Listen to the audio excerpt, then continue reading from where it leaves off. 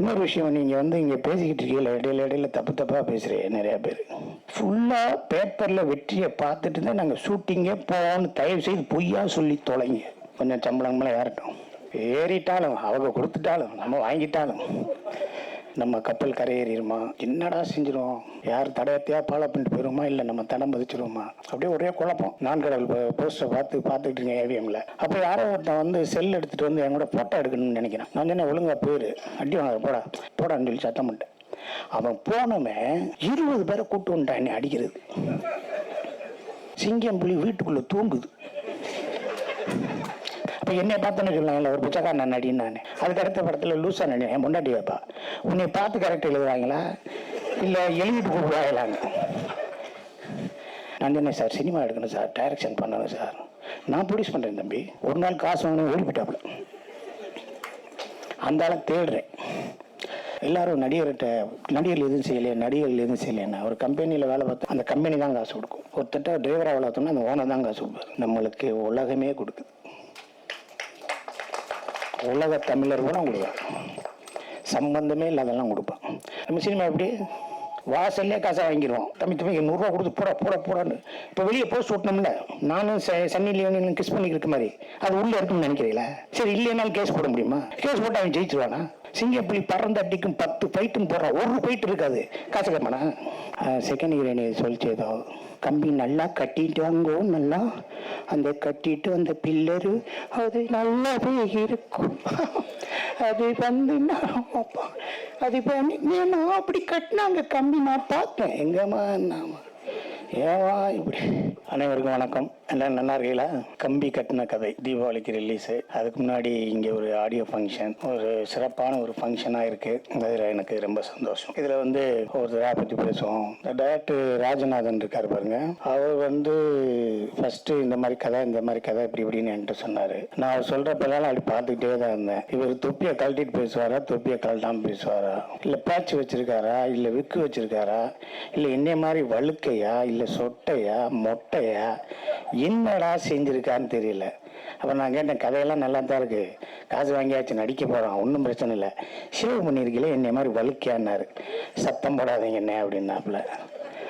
சரி ஓகே, உண்மையை ஒத்துக்கிட்டாரு அப்படின்னாச்சு. தம்பி டைரக்ட் பண்ணாரு, நம்ம பண்ணிட்டோம். அதுக்கு அடுத்து இந்த ரவி சார் ப்ரொடியூசர் இருக்கார் பார்த்தீங்களா, அவருக்கு நம்மளுக்கே தெரியாமல் நிறையா பேத்துக்கு பிரியாணி வாங்கி கொடுத்துருக்கீங்க. புது ஹோட்டலாக கூட்டு போய் முருகானந்தத்தை சாப்பிட வச்சிருக்கீங்க, ஸ்விம்மிங் பூலில் குளிக்க வச்சிருக்கீங்க, எனக்கு மட்டும் பட்டையை போடப்பட்டு நட்டி சாரோட ஆட விட்டுருக்கீங்க. சரி, இருந்தாலும் பரவாயில்ல, ரிலீஸுக்கு ஒரு வாரம் இருக்குது, ஒரு 4-5 கடை பிரியாணி கிடைக்கும், கூப்பிட்டு போயிருங்க. Okay sir. அவங்க டீம் எப்படின்னா, ப்ரொடியூசர் சாரு, இந்த டைரக்டர் ராஜநாதன் எல்லாருமே ஜிம்முக்காரங்க. ஜிம்மு கெட்ட பழக்கமே கிடையாது. எப்போ பார்த்தாலும் காலையில் 3 மணி நேரம் ஒர்க் அவுட்டு, சாயந்தரம் 3 மணி நேரம் ஒர்க் அவுட்டு. எவனாவது சேர்த்து குடிச்சிருந்தா கூட அவனை பார்த்து முறைச்சிக்கிட்டே இருப்பாங்க. தண்ணி அடிக்கிறவனை பார்த்தா 10 அடி ஓடி போயிடுவாங்க. இவங்க பக்கத்தில் நம்ம உட்காந்து என்னடா பண்ணுறது அப்படின்னா, என்ன சார் காலையில் இருந்துச்சிங்களா, போய்க்கு போங்க சார், சார் இன்னைக்கு காலையில் ஈவினிங் போயிடலாம் சார், எத்தனை சார், இன்னைக்கு இது எவ்வளோ நல்ல சார் நடந்தீங்க சார், ஒர்க் பண்ணுங்க சார், டைட் பண்ணுங்க சார், இந்த விட்டு எடுத்துக்கேன் சார், சார் அங்கிட்டு போங்க சார், அங்கிட்டு போங்க, தட்டை பாப்பருங்க சாப்பிட, இது கொலஸ்ட்ரால், இது ஃபேட், இது நீங்கள் அந்த கலக்க, ஐயோ தப்பிக்க முடியாத போல அப்படிங்கிற அளவு அவங்க பயங்கரமான ஃபிட்டு. இந்த படத்துக்கு நம்ம போயிட்டோம், படம் வேலை பார்க்க போகிறோம், நட்டி சாரோட நடிக்க போகிறோம். நட்டி சார் வந்து முருகானந்தத்தை சொல்லிடுவோம். முருகானந்தம் வந்து எனக்கு ஒரு படம் வந்து கபாலி டாக்ஸ்க்கு முன்னாடி ஒரு படம் நடித்தோம். அந்த படத்தில் கொஞ்சம் மீட் பண்ணோம், அதெல்லாம் பேசணும் வச்சோம். எனக்கு தெரியல, எனக்கு அவருக்கு என்ன எவ்வளோ பிடிக்கும் தெரியாது, ஆனால் எனக்கு அவரை முருகானந்தத்தை ரொம்ப பிடிக்கும். ஏன்னா எங்கள் டைரக்டர் மணிவண்ணன் சாரோட சின்ன சாயலில் இருப்பார். அதனால எனக்கு அவர் வந்து முருகானந்தத்தை பிடிக்கும். நல்ல ஹியூமரு, நல்லா பேசுவார். நான் ஒன்று சொன்னேன்னா அவர் ஒன்று சொல்லுவார், அது மாதிரி இருக்கும், இது மாதிரி இருக்கும், அது நிறையா இருக்கும். இப்போ அவரோட அந்த ஒர்க்கு அந்த சின்சியாரிட்டி எல்லாமே இருக்கும். இன்னொரு விஷயம், நீங்கள் வந்து இங்கே பேசிக்கிட்டு இருக்கீங்களா, இடையில தப்பாக பேசுகிறேன். நிறையா பேர் ஃபுல்லாக பேப்பரில் வெற்றியை பார்த்துட்டு தான் நாங்கள் ஷூட்டிங்கே போவோம்னு தயவு செய்து பொய்யா சொல்லி தொலைங்க. அதை விட்டுட்டு அங்கதான் போய் எழுதுவோம்னா இவங்க என்னதான் செய்வாங்க மற்ற நேரம்? அடுத்த ப்ரொடியூசர் நினைப்பார்ல, அங்கதான் போய் பேசுவோம், அங்கதான் மாறும், உடனே சொல்லுவாரு, இவர் ஒன்று சொல்லுவார், அவர் ஒன்று சொல்லுவார், அப்படின்னு சொல்லிடுவாங்க. சொல்ல வழங்கிடும். சார் பேப்பரில் உட்காந்து படிச்சு கிடிச்சு பேப்பரில் வெற்றியை பார்த்து தான் சார் நாங்கள் ஷூட்டிங்கே போவோம். இந்த ஃபுட்டேஜ் 80 அடிக்கு மேலே எடுக்கக்கூடாது தான் சார் போவோம். 3 லென்ஸ் தான் சார், 8 ஷாட்டு 16 அதை டிவைட் பண்ணிக்கிறோம் சார். இது ட்ராலி இது ட்ராக்குன்னு ஃபிக்ஸ் பண்ணி தான் சார் போவோம் சொல்லி தொலைங்க. அங்கே போய் தான் பண்ணுவோம், அங்கே போய் தான் பண்ணுவோம். அப்போ அடுத்த ப்ரொடியூசர் உங்களுக்கு எப்படி அட்வான்ஸ் கொடுப்பேன்? அப்போ அவங்க அங்கே தான் வந்து பண்ணுவாங்க. அவங்க அங்கே தான் பண்ணுவாங்க, உங்களுக்கு எப்படி ரூம் போட்டு கொடுப்பாங்க, எப்படி சோறு போடுவாங்க? அப்படியெல்லாம் சொல்லாது, போய் சொல்லி போடாதுங்க. புரியுங்களா உங்களுக்கு? புரியல அவங்களுக்கு. அதனால எல்லாமே நாங்கள் ப்ரிப்பராக தான் போவோம் அப்படிங்கிற மாதிரி வச்சுக்கோங்க. வேற ஒருத்தர் சொன்னாங்க, என்ன மறந்துட்டேன், மைக் டைசனை கூப்பிட்டு வந்து இங்கே கபடி விளையாட சொன்னாங்கன்னு ரவி சார் சொன்னார். என்னை கூட சொல்லியிருக்கலாம் சார், உசேன் போல்ட்டை கூப்பிட்டு வந்து இங்கே பட்டை விட வந்திருக்காங்கன்னு.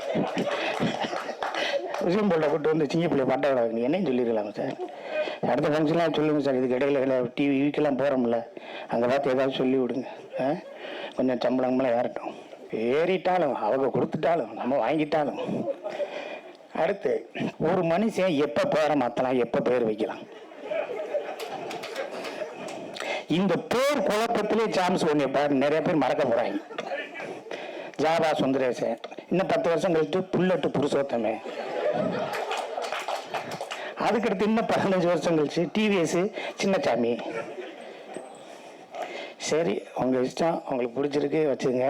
ஆனால் இந்த ஜாவா சுந்தரேசனை நான் தினமும் ஜாவா சுந்தரேசனா சாம்ஸு, ஜாவா சுந்தரேசன் சாம்ஸு, சாவானா சாம்ஸு, சாம்ஸு அப்படின்ட்டே மனப்பாடம் பண்ணிக்கிட்டு இருக்கேன்.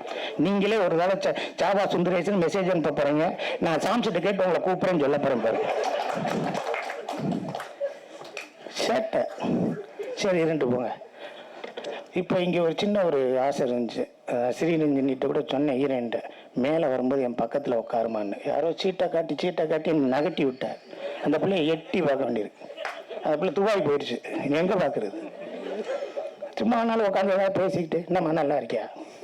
நம்மளுக்கு தெரிஞ்ச 4 இங்கிலீஷ் வார்த்தை. Hello, how are you, where are you, when you are come, when you are back. அதுலேயே 3 வாரத்துக்கு அது புரியலை. சும்மா நாள் இருங்க சார்ன்றுச்சு. அப்புறம் செகண்ட் ஹீரோயினி அந்த பொண்ணு நல்லா நடிச்சிச்சு, அழகாக இருக்காங்க, ரொம்ப நல்லா நடிக்கிறாங்க. அவர் செகண்ட் ஹீரோ. அந்த ஆள் பார்க்கணும் திரும்பி பார்க்கக்கூடாதுன்னு வச்சுட்டேன். அந்த ஆள் இப்படி உடம்பு வச்சுருந்தாங்கன்னா நம்மளாம் என்ன செய்யறது? எதுக்கு தான் இப்படி வச்சிருக்காங்களோ? வீட்டுக்கெல்லாம் போக மாட்டேங்களா? சின்னலையே படுத்து கிடப்பே. அடுத்தவன் பற்றி நினைக்கவே மாட்டேங்க. கூட்டுமையா அவன் எல்லாம் நினச்சா? சோறு திங்கிறது இல்லை, காப்பி குடிக்கிறது இல்லை, 1 லிட்டர் தண்ணிக்கு மேலே குடிக்கிறது இல்லை. இங்கே பக்கத்தில் ஒருத்தன் அப்பளமும் ஊறுகாய் ஈரெல்லாம் வச்சு தின்னுக்கிட்டு இருக்கானே, அவனை அப்படியே பார்க்குறது, முறைச்சி பார்க்குறது. உங்களை சாப்பிடக்கூடாது நாங்கள் சொன்னோமா? Natty sir, I love you sir. நான் கடவுள் நடிச்சாச்சு, ஒர்க் பண்ணியாச்சு. என்னடா செய்ய போகிறோம், எவ்வளோ சம்பாதிக்க போகிறோம், என்ன செய்ய போகிறோம்? பொழைச்சிருமா அந்த சினிமாவில்? நம்ம கப்பல் கரையேறிடுமா? என்னடா செஞ்சிடும்? யார் தடையத்தையா ஃபாலோ பண்ணிட்டு போயிடுமா, இல்லை நம்ம தடம் பதிச்சிருவோமா? அப்படியே ஒரே குழப்பம். நான் கடவுள் போஸ்டரை பார்த்துக்கிட்டு இருக்கேன் ஏவிஎம்மில். என் மனைவி ஃபோன் பண்ணுறேன், நாளைக்கு படம் ரிலீஸ் ஆனவுடனே நான் வந்து தினம் வந்து 10,000 ரூபா சம்பளம் கேட்க போகிறேன்.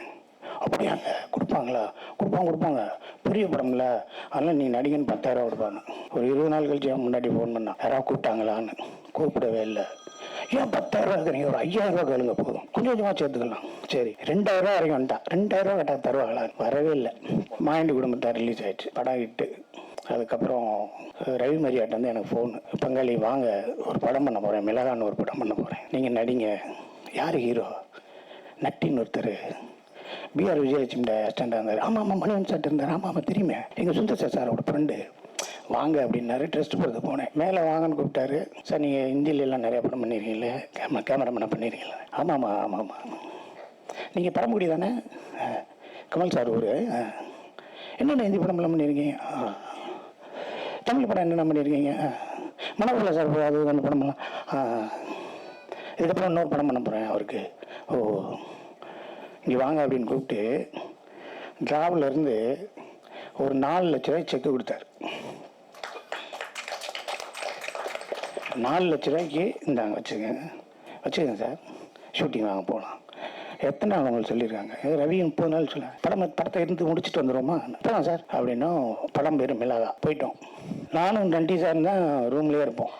நான் அவர்கிட்ட பேசுவேன், இவர் என்கிட்ட பேசுவார். அனுராக் கஷ்யப்லேருந்து அவர் தம்பிலேருந்து ஹிந்தி படத்துலேருந்து இங்கிலீஷ் படத்துலேருந்து நிறைய பேசிக்கிட்டே இருப்போம். ஒரு நாள் ஃபோன் எடுத்துகிட்டு வெளியே வந்து நான் பேசுகிறேன் நைட்டு 9 மணிக்கு. அப்போ யாரோ ஒருத்தன் வந்து செல் எடுத்துகிட்டு வந்து என் கூட ஃபோட்டோ எடுக்கணும்னு நினைக்கிறேன். நான் என்ன ஒழுங்காக போயிரு, அடி வாங்க போடா, இந்த மாயாண்டி குடும்பத்தார் 8 நாள் என் கூட ஃபோட்டோ எடுக்கணும் வந்தேன், போடான்னு சொல்லி சத்தம் பண்ணிட்டேன். அவன் போனமே 20 பேரை கூப்பிட்டு வந்துட்டான் என்னை அடிக்கிறது. அந்த படத்தில் லூசான் அடிக்கிறாங்கடா. அவன் வந்து இன்னும் அடிக்கணுங்கிறான்டா. நம்ம ஊரில் மதுரையில் திருப்பரங்குன்றத்தில் நம்மளை அடிக்கணுங்கிறான்டா. அவனை வாடான்னு சொல்லி அவங்க ஒரு 12 பேர் வந்துட்டாங்க. இவருக்கு தெரிஞ்சிச்சா, சிங்கப்பள்ளி சார் ஏதோ சொன்னாரா, அந்த திருப்பரங்குன்றத்துலேருந்து அடிக்க வந்துட்டாங்க சார்னு. இவர் வெளியே வந்து கைலி வேஸ்டியை முடிச்சுக்கிட்டு அவன் யாராவது என்ன நினச்சிக்கிட்டு கத்துறாரு. அவங்க எல்லாரும் அமைதியாக இருக்காங்க. சிங்கம் புலி வீட்டுக்குள்ளே தூங்குது, பயந்து போய் தூங்குது. பரமக்குடி கரு கத்துறாரு. 4 ஒழுங்காக வெளியே வந்திருக்கணும். நம்மளை அடிச்சு போய் கல்லை விட்டு எரிஞ்சுவாங்க. நான் உள்ளே படுத்திருக்கேன். இவர் 12:30 மணி வரைக்கும் அவங்களை பூரா அடித்து பற்றி விட்டார். அது மாதிரி நிறைய இன்சிடென்ட். மிளகாயில் ஆரம்பித்தது போன வருஷம் உலகம் ஃபுல்லாக ஓடின மகாராஜா வரைக்கும் அவர் கூட நான் இருக்கேன், என் கூட அவர் இருக்கு. இந்த படம் கேரக்டர் எப்படி பண்ணலாமா பண்ண வேணாமா என்ன நான் பாம்பேலேருந்து ஃபோன் பண்ணுறேன், வாங்க பண்ணிக்கலாங்கிறாரு. மகாராஜா படத்தில் டெய்லி நைட்டு அனுராக் கஷ்யப்பை கூப்பிட்டு வச்சு இவர் தான் சிங்கப்பள்ளி, இவர் தான் சிங்கப்பள்ளி அப்படின்னு என்கிட்ட பேசிக்கிட்டே இருக்காரு. இப்போ சதுரங்க வேட்டை மாதிரி இந்த படம் கம்பி கட்டும் கதையும் ஒத்துனுக்கு. இப்போ நான் அவர்கிட்ட கேட்டேன், இந்த மாதிரி ஏமாத்துற மாதிரி நீங்கள் உலகத்தை ஊரை ஏமாற்றி சம்பாதிக்கிற மாதிரியே நிறைய கதைகள் வருது, உங்களவே அணுகிறாங்களே அது என்னன்னு கேட்டேன். இவருக்கு என்னன்னா, ஒரு நாளைக்கு நான் ஒரு தடவை சாமி கும்பிடுவேன். ஒரு நாளைக்கு காலையில் இருந்துச்சுன்னா குளிச்சேன்னா சாமி கும்பிடுவேன், குளிக்கலன்னா சாமி கும்பிட மாட்டேன், சாப்பிட முன்னாடி சாமி கும்பிடுவேன். இல்லை சாப்பாடு எடுத்து இந்த இப்படி இப்படி வைப்பேன், அவ்வளோ.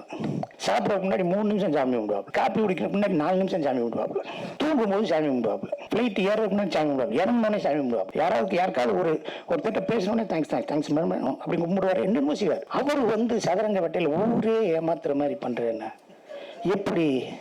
அப்போ என்னை பார்த்தோன்னு சொன்னாங்கல்ல ஒரு பிச்சைக்காரன் நடின்னு. நான் அதுக்கு அடுத்த படத்தில் லூசா நடி என் முன்னாடி வைப்பா, உன்னை பார்த்து கரெக்டாக எழுதுவாங்களா இல்லை எழுதிட்டு கூப்பிடுவாங்களாங்க.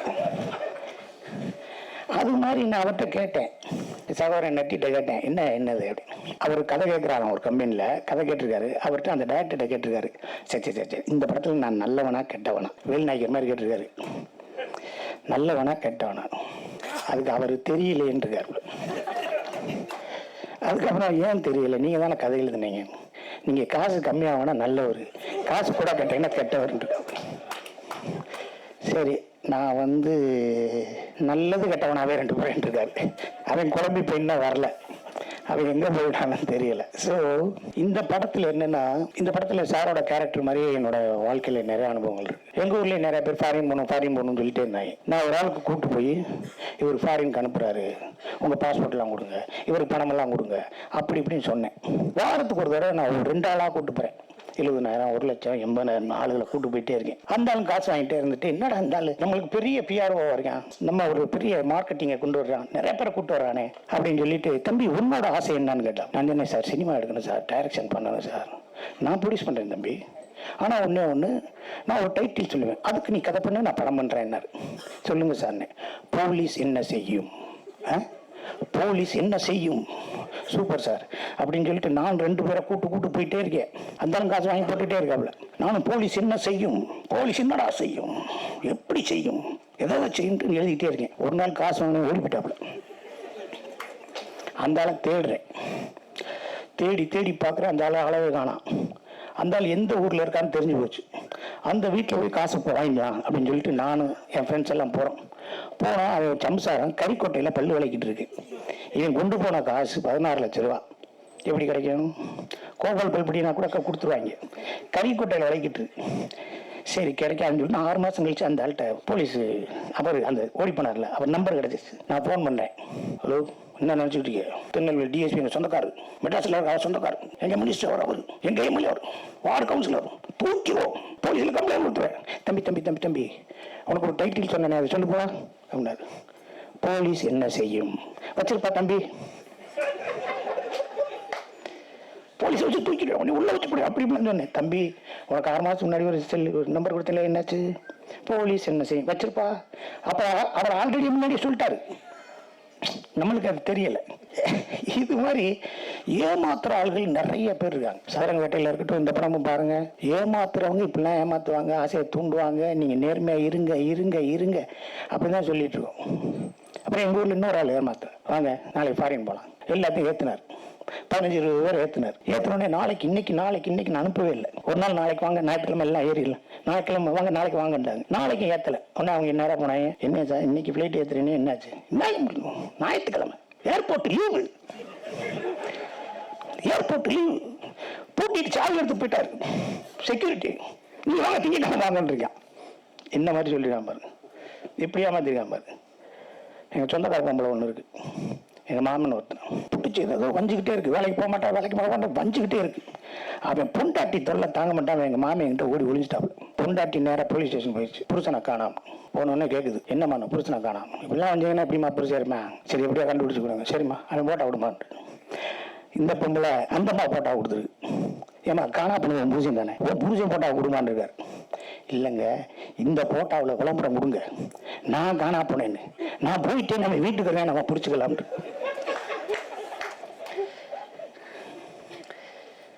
புரியுதுங்களா எங்களுக்கு?